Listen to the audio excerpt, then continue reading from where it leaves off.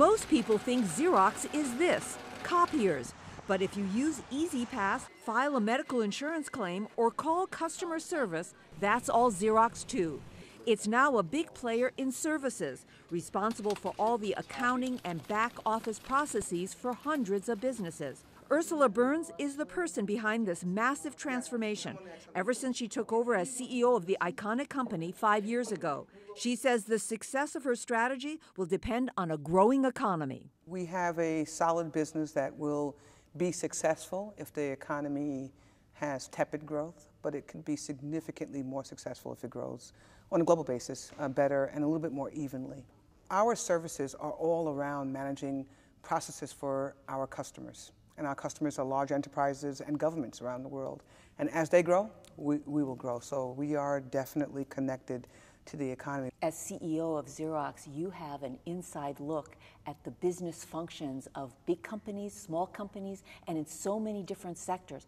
What are those customers telling you about the business environment? How do they describe the economy right now? Stuck, a little bit stuck.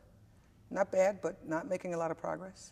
You know, one step forward, a half a step back kind of environment. Some places are growing fairly well, some industries. Like tourism is picking up, which is very good. But most of the growth that we see in the United States comes without a lot of wage growth, and interestingly enough, without a lot of total job growth. So if they're stuck, what is their willingness to spend money and to add more people in terms of jobs? They're willing to do that if they need to do it, right? But if they don't need to do it, and what drives the need to do it?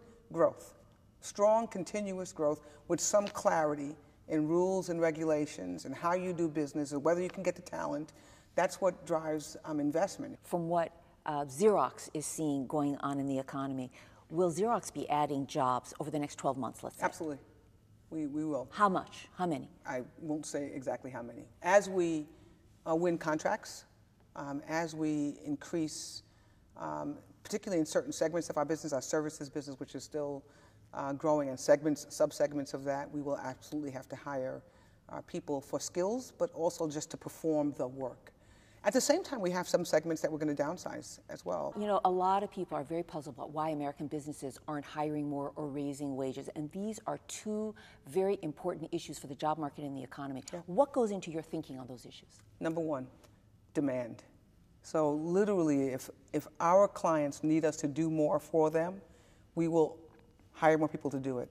And we actually pay on a competitive base. So we actually follow the market and pay. In some cases, for very high-skilled people, we will lead the market a bit. But the biggest thing, the start to that entire discussion, is around whether or not demand is increasing.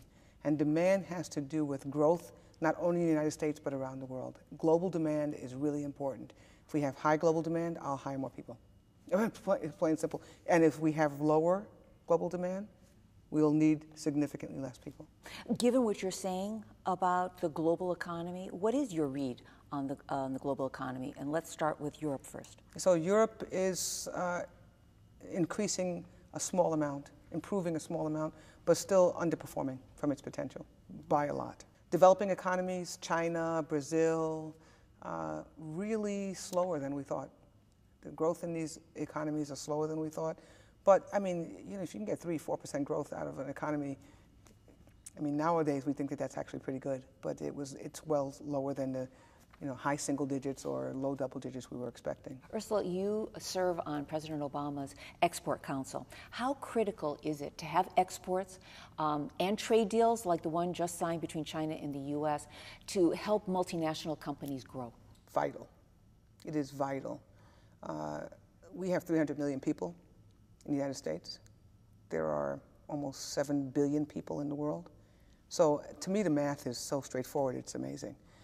We must have trade deals. We must have trade deals that are logical and safe for U.S. business, fairly predictable, and because we have to access all of the people around the world. We cannot have an economy and a lifestyle that we are used to and that the world is getting used to without literally becoming almost like one economy. We can just trade with ourselves, but we're not going to grow fast enough. We're not going to maybe not even grow at all. We have to trade with the rest of the world. Let's talk a little bit about Washington. One of the issues that CEOs bring up a lot are high corporate taxes. And now that the Republicans have won in this latest election, there's a lot of talk about tax reform. What is the key change that you'd like to see with the tax code? Simple, lower tax rate. We are in the mid-30s. The nations that we compete against are in the mid-20s. If you just want, for competitiveness sake, just for us to be competitive, having a lower tax rate would be good. How realistic is it to expect any changes in the tax code over the next 2 years? I think it's low. I'd be very, very pleasantly surprised, though, if it happened. I think all of the business leaders would, and I think it would be very helpful for the economy. I don't even think, I know it would be very helpful for the economy. Another concern that comes up with many CEOs and many companies is cybersecurity. Now, Xerox is collecting a lot of data from all the companies that you serve. What are you doing to protect that data? The best that can be done.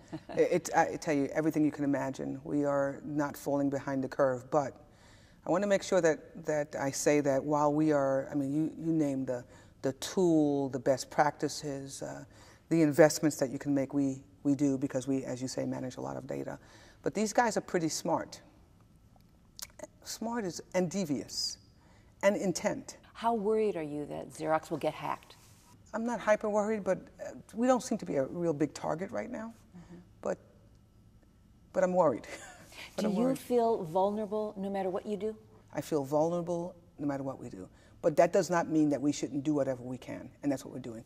Because what you have to do is you have to actually protect yourself, right? And to believe that you can protect against everyone is kind of unrealistic. So you have to protect and then detect. So you protect yourself, and then when somebody gets through, the biggest solution is early detection. So just to wrap it up, Xerox is obviously going through a lot of changes right now. As we talk more and more about the paperless office, what is Xerox going to look like, let's say 3 years from now? The vast majority of its revenues, 60, 70%, from services. But we'll still have a very vibrant technology business. But is it just a matter of time that Xerox won't have a need to be making copiers and printers? I think that's a long time away. A long time away. And the reason why Xerox has a need to make copiers and printers is because people like you have a need to have them.